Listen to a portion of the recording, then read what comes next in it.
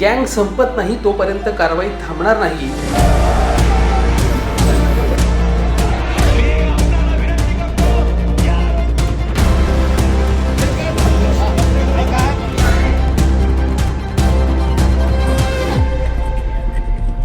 बीडमधील सरपंच संतोष देशमुख हत्या प्रकरणात मंत्री धनंजय मुंडे यांच्या राजीनाम्याची मागणी जोर धरते.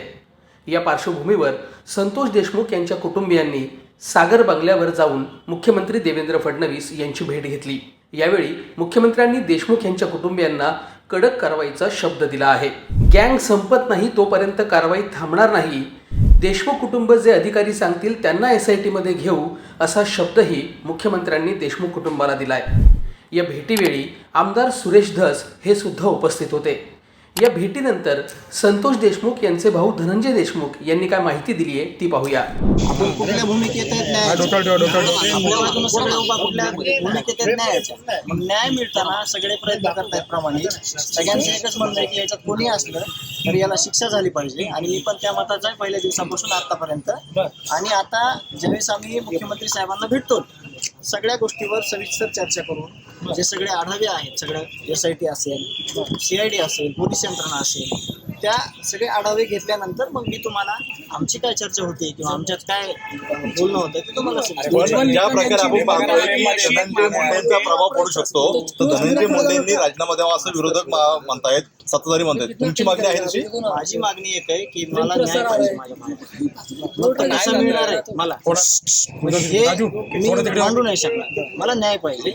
न्याय मिळताना मला ज्या काही अडचणी असतील मग तो सिस्टीमचा भाग आहे तो सगळ्या प्रशासनाचा भाग आहे. मला कुठल्या बाजूने ते न्याय देतात त्यावर मी पण नेत्यांचं म्हणणं असं आहे की जर धनंजय मुंडे मंत्री असतील त्यांचा माणूस वाल्मिक कराड आहे ते न्याय मिळू शकत नाही त्यामुळे त्यांना पदावरून दूर केलं पाहिजे. मग मी मुख्यमंत्री साहेबांना बोलले की मी विनंती करेन त्यांना की सगळी ही चौकशी जी आहे ती निपक्षपातीपणे करण्यासाठी तुम्ही विशेष प्रयत्न करावे.